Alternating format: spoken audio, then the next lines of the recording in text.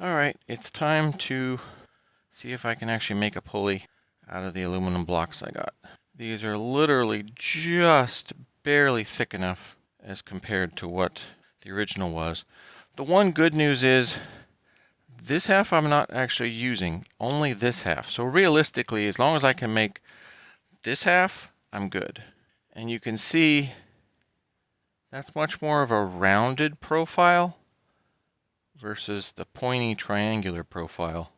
Kind of see it that way versus the rounded profile. So we'll see if I can manage it. I think the first one I'm going to try, that way I have 2 attempts to make the correct one, is I'm going to just attempt to face off the edge with the barest amount just to get it flat.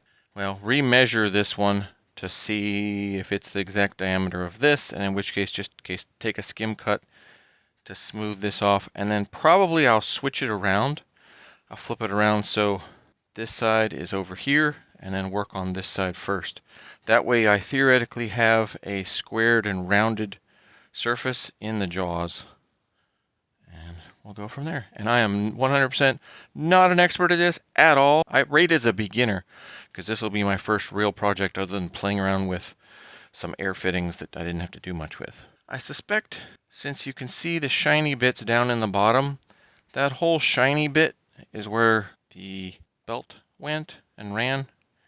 And I suspect with the grit that this may have originally been a triangular and it wore it round, because you can see how dirty and such the bottom of the belt is where it would have connected and touched the pulley. Alright, so tried with some old Sharpie to mark how far I had to go, then did the face-off bit, and that worked. I started noticing there's a lot of chips that come off here, and that'll be a theme through this whole thing.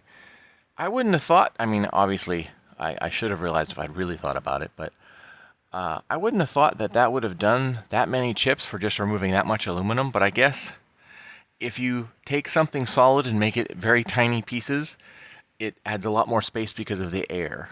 So before I switched it around, I figured, all right, I'll try and start drilling to get that sorted, and I noticed some things that way as well, but yeah, it turns out that there's some issues with the tailstock and the drilling and such, but yeah, lots of chips.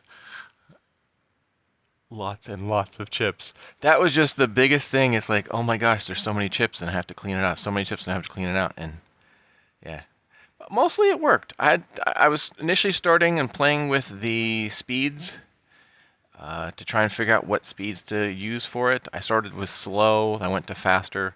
Faster seemed to work better. Slow, it kept stalling out much quicker.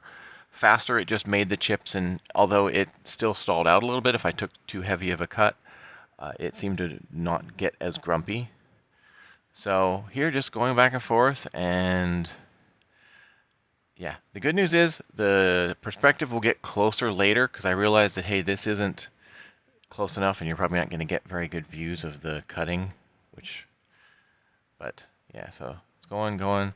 I used multiple of the little bits that came with the Little Machine Shop kit. And there we go. I got a much better Sharpie to do the actual lines for, because what I've been doing up to this point is just getting it down to the diameter.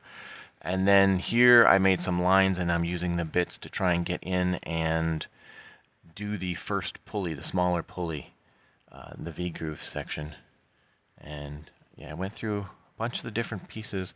And I also realized that my cutoff bit that came with the kit was too thin to do much even in aluminum, because it's a 1/16 inch thick cutoff piece, and so I ordered some bigger ones that I'll be using later, but mostly I just used the triangular pieces, and here I'm going back and trying to get the hole through, and yeah, it's just, there's a whole issue with that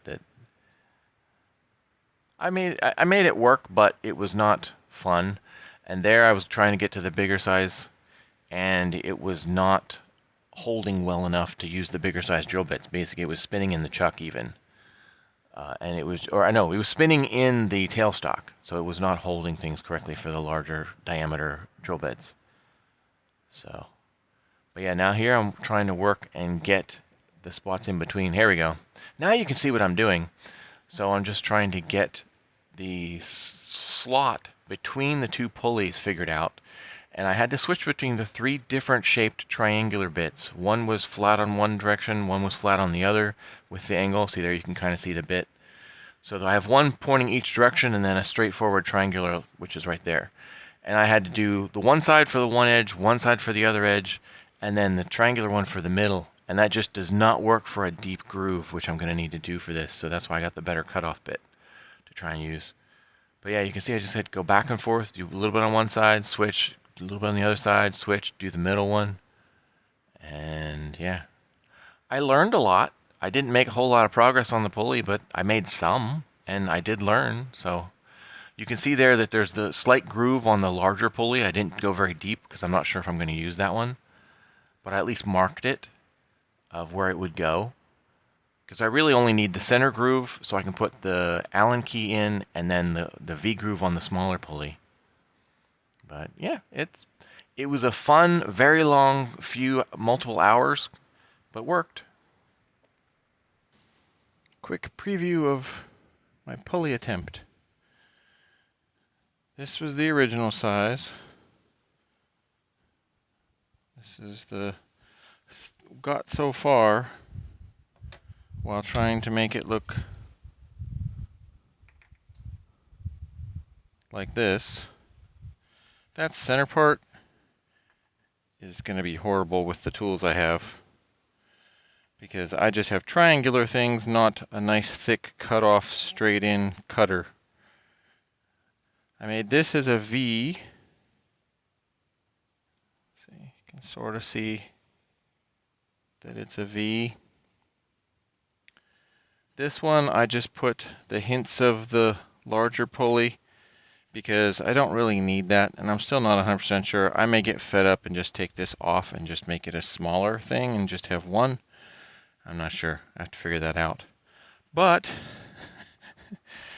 taking just that much off, which isn't, I mean, it's some, but this size is almost the same diameter as the outside of this. So just basically changing that profile made almost a whole, well, a half 5-gallon bucket full of really tiny, thin chips. Because, you know, small lathe, you have to do small cuts, and small cuts make small chips, and small chips take up lots of space. So, it's getting there.